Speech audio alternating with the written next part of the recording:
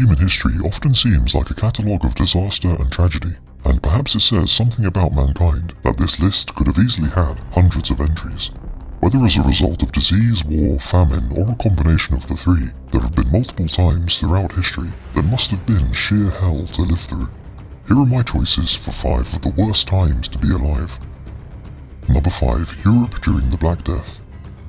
Life in medieval Europe was already a back-breaking, brutal, and often short existence. However, the arrival of 12 Genoese merchant ships in October of 1347 brought with them microscopic passengers that would unleash a reign of death and terror that would wipe out as much as 60% of Europe's population. Widely regarded as one of the most devastating outbreaks in human history, the pandemic that would become known as the Black Death would leave as many as 200 million people dead across Europe and Asia before it finally subsided, reducing the world's population by up to 22%. Such numbers of deaths are difficult to comprehend, yet the death toll was so high that it's as if a nuclear war was unleashed upon the medieval world, with so many lost that it would take over 300 years for the world's population to reach its pre-plague level. The tiny bacterium responsible for so much human misery thrived in the unsanitary and densely populated towns and cities of Europe. In some cases, as many as 80% of the population would perish, with many smaller settlements left permanently abandoned, their former inhabitants dead or fleeing in terror. The appearance of boils oozing blood and pus in the groin, armpits, or neck would for many be the first sign that they were condemned to a painful and unavoidable death. The boils would often be as large as apples, and accompanied by a terrible fever and the vomiting of blood, and death was all but guaranteed to come within just 7 days of infection, although often much faster. Many chroniclers at the time wrote of how a person might go to sleep at night in perfect health, only to be dead by morning. The Black Death went hand in hand with terror, and it must have seemed as if the apocalypse had arrived, as people struggled to understand just what was causing the outbreak. The plague did not discriminate. Rich and poor, nobleman and commoner, all were struck down together. In the face of such an unknown force, many turned to the heavens in search of an answer, believing that the disease was caused by astrological forces, earthquakes, or even as divine punishment from God for the sins of man. Gripped by fear, many took to the streets to engage in public displays of penance in an effort to win forgiveness from God, and the sight of processions of flagellants travelling from town to town as they beat themselves bloody became common. However, their suffering would prove to be in vain, and the plague continued to ravage their world.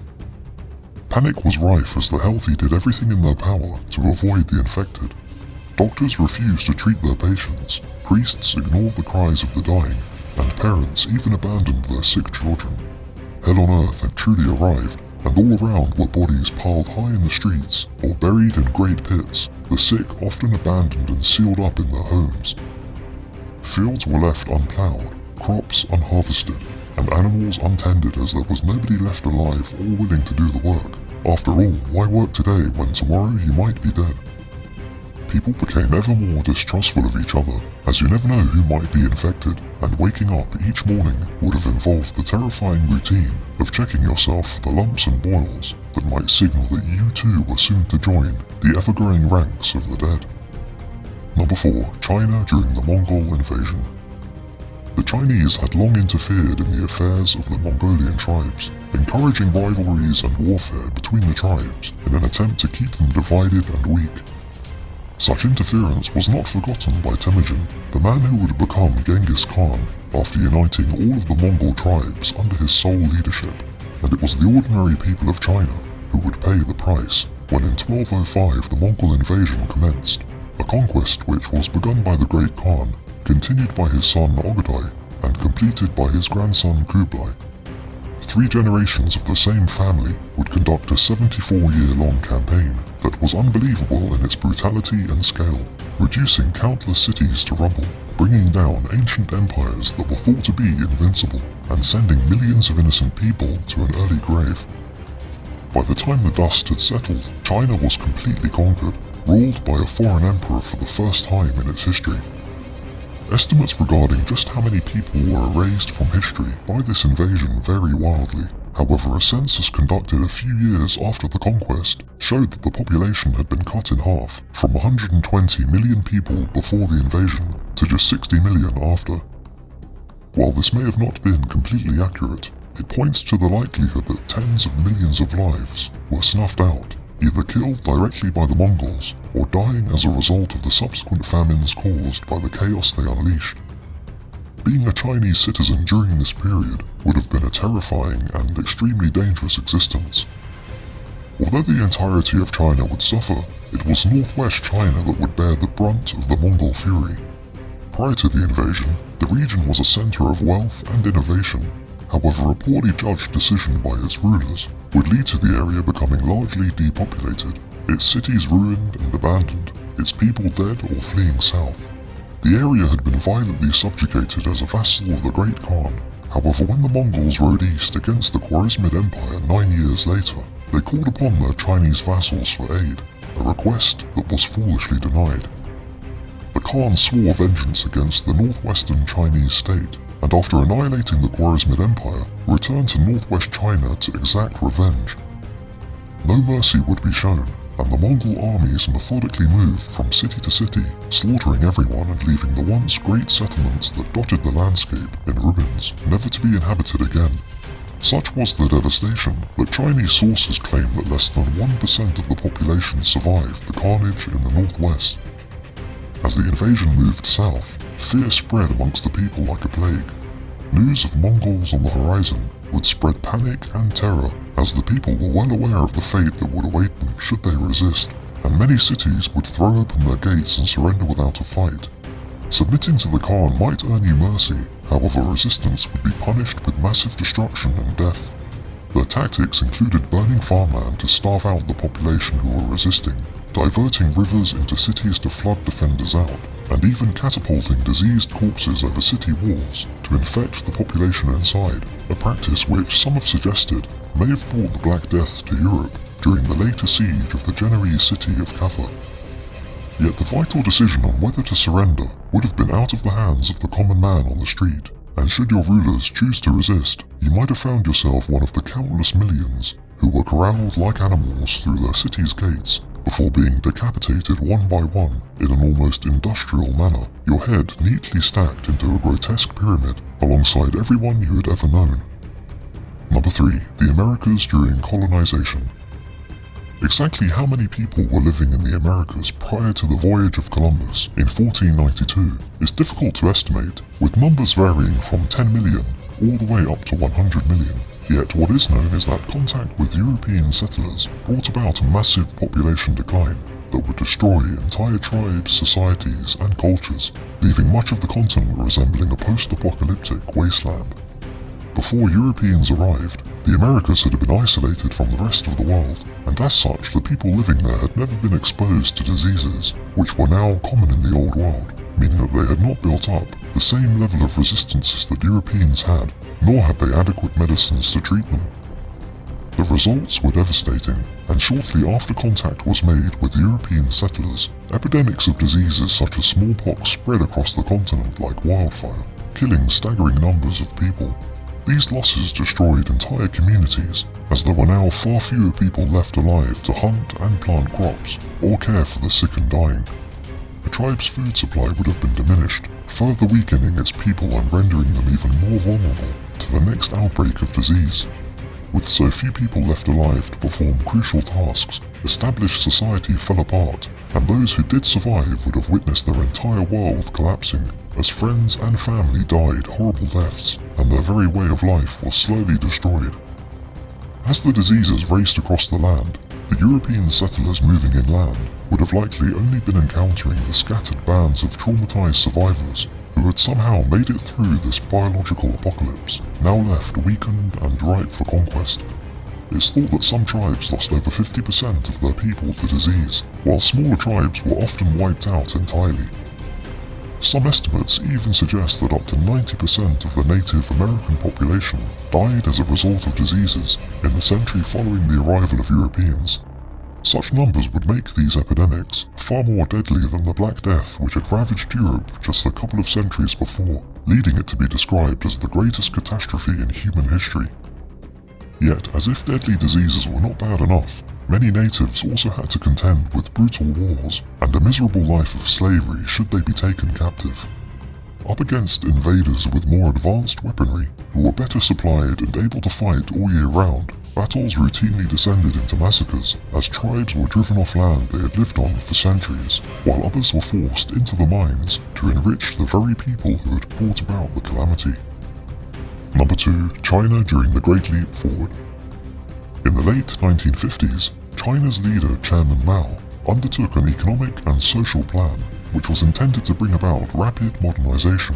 However, instead of turning the country into a modern paradise, the plan instead transformed China into a catastrophic nightmare that would claim the lives of up to 55 million people in just 4 years.